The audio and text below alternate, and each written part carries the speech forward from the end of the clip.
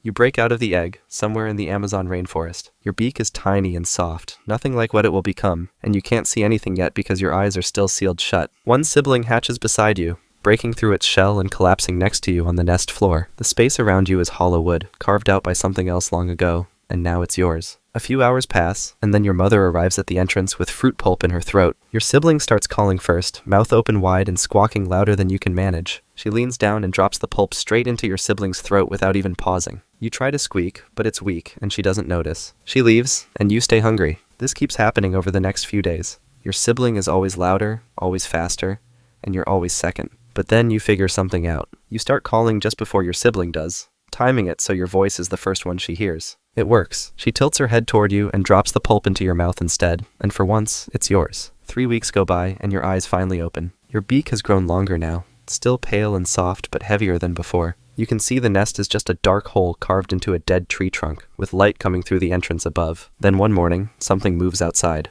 A snake slides through the entrance and into the nest, its tongue flicking as it moves closer. Your sibling presses against the back wall and goes completely still. So do you. The snake keeps coming, its head swaying side to side as it closes the distance between you. Then your father appears at the entrance and slams his beak into the snake's head over and over until it drops backward and falls out of the nest. Your beak is growing faster now, and soon you'll need to learn what it's actually for. You're 6 weeks old now, and your beak has finally hardened into something solid. It's nearly full size, bright orange with a black tip, but you still don't know how to use it properly, and it throws your balance off every time you lean forward. Your sibling has been testing the nest entrance for days, gripping the edge with its feet and flapping without going anywhere. Then one morning, you need to see what's outside, so you move toward the entrance and look down. The drop is massive, with branches spreading out below you in every direction. Your sibling launches itself out first and immediately starts falling, wings beating hard but not catching any air. It grabs a branch with its feet at the last second and clings there. So you jump too. You drop straight down through the leaves with your wings flapping uselessly, and you're about to hit the ground when your feet catch a thin branch and you stop yourself. Your parents are watching from higher up, but they don't come down to help. You need to figure this out yourself, so you grip the branch with your beak and pull your body upward, hooking it over the wood and dragging yourself forward one move at a time. A few minutes later, your father drops a fig onto the branch near you. You're hungry and you need to eat, so you try to catch it with your beak, but you miss completely and it bounces off your head before falling through the branches below. But then he drops another one, and this time you grab it and toss it backward into your throat the way you've seen him do it. You swallow it whole. That's your first real catch. Your sibling tries the same thing with a berry, but it tosses too hard and the berry flies past its beak. It leans forward to watch where it went, and then its balance gives out and it falls off the branch, crashing down into the plants below and disappearing. You don't see it climb back up. And now you're learning that out here, one mistake is all it takes. Skip forward a bit, and you're 3 months old now. Your parents stopped bringing you food weeks ago, so now you need to find it yourself. You're hopping between branches with your beak leading every movement, looking for anything ripe enough to eat. Then you spot a tree covered in berries. You land on a low branch and start moving toward them, but a group of capuchin monkeys is already there, grabbing handfuls and shoving them into their mouths as fast as they can. You need to eat, so you wait and watch from a branch below. One of the monkeys drops a berry while reaching for another, and you swoop down and catch it midair with your beak before it hits the ground. You fly to a different tree and swallow it whole. That works. A few days later, you find a fruiting palm that nobody else has discovered yet. You land on the nearest branch and start plucking berries one by one, tossing them backward into your throat and swallowing. Your beak makes it easy. It's long enough to reach the fruit without leaning too far, and it's light enough that you can toss without losing your balance. But then a large parrot lands on your branch and starts walking toward the fruit. You need to keep this tree for yourself, so you spread your wings wide and open your beak as far as it goes, making yourself look bigger than you actually are. The parrot stops and tilts its head, staring at your beak for a long moment. Then it turns and flies off without trying to fight. You go back to eating, and that's when you figure it out. Your beak isn't just for picking fruit and tossing it back. It's for making other birds think twice before they get too close. Other birds are starting to notice you now, and not all of them will leave as easily as that parrot did.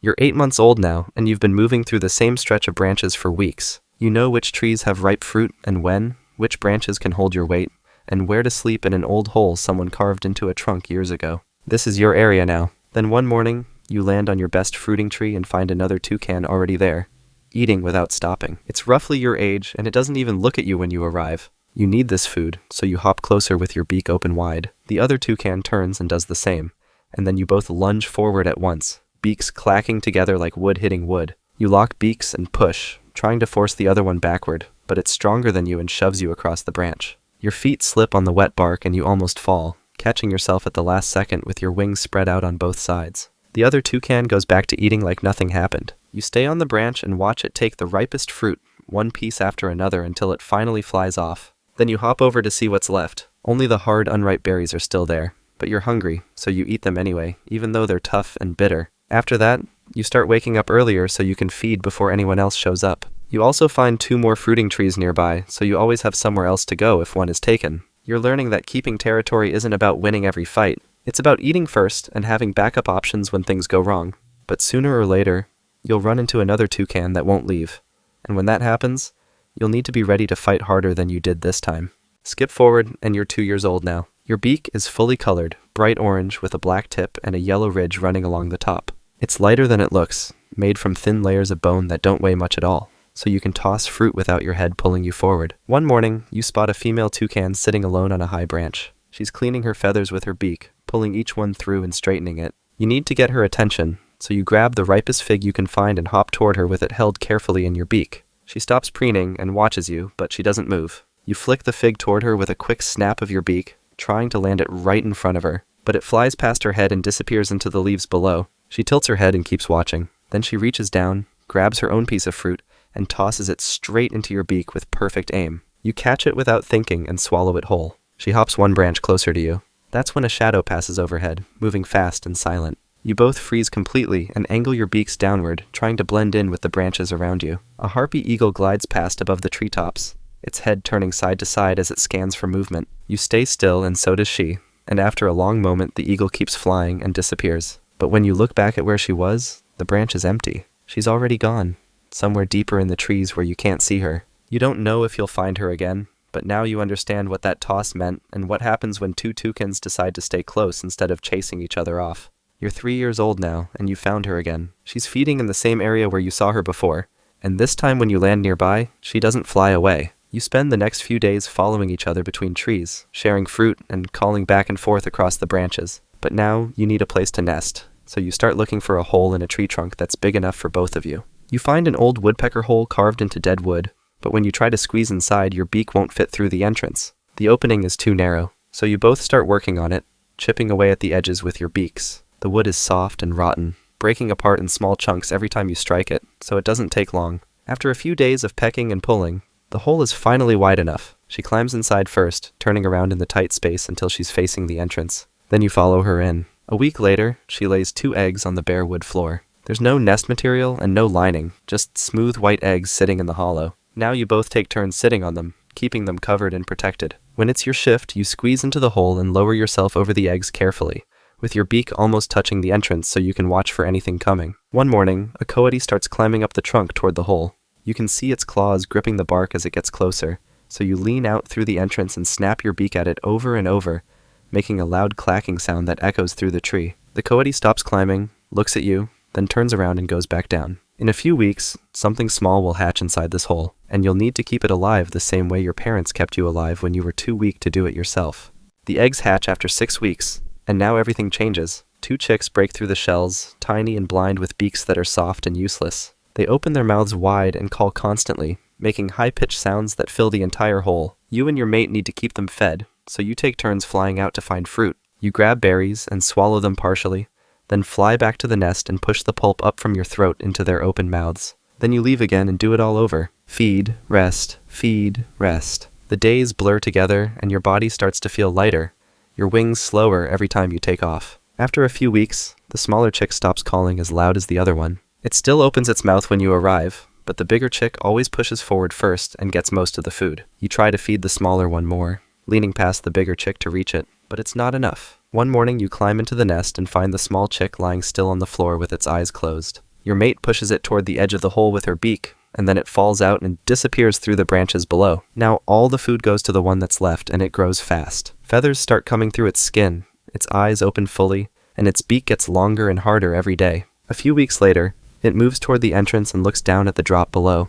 Then it jumps. It falls through the branches with its wings beating hard, but it catches itself on a low branch and holds on with its feet. After that, it stops coming back to the hole. You see it sometimes in the nearby trees, hopping between branches and trying to catch fruit on its own. You've done what you needed to do, and now the hole is quiet again, just you and your mate sitting inside with nothing left to feed. You're 7 years old now, and you're feeding in the same trees you've always known. You pluck a guava from a low branch and toss it back into your throat, swallowing it whole. Your mate is sitting on a higher branch nearby, pulling her feathers through her beak one at a time. Then something moves through the branches above you, too fast and too big to be another bird. You turn your head to look, but before you can react, a jaguar drops from above and lands on your branch. You need to fly, so you spread your wings and push off, but your beak throws your balance forward and you stumble. The jaguar's paw comes down and catches your body mid-launch, with its claws sinking deep into your side. You try to pull away, but the jaguar drags you backward onto the branch. You snap your beak at its face, trying to make it let go, but it doesn't even flinch. Then its jaws close around your neck and squeeze. Your wings beat twice, trying to push yourself free, but then they stop moving and hang limp at your sides. The jaguar picks you up in its mouth and starts climbing down the trunk, moving carefully with your body held between its teeth. Your bright orange beak is still visible through the leaves as it carries you down, the color standing out against the bark and branches. Then the jaguar reaches the ground and keeps walking, and the plants close in behind it until nothing can be seen anymore. High above in the treetops, your mate calls once. She stays on her branch for a moment, looking down at where you were. Then she hops to a different branch, finds a ripe berry, and eats it. Somewhere nearby, a young toucan is learning to toss fruit for the first time, flicking it backward and catching it in its throat just like you did when your father first showed you how. Life as a toucan might be rough, but there's another animal out there that has it way worse. Trust me, it's wild. Check out the video and see for yourself.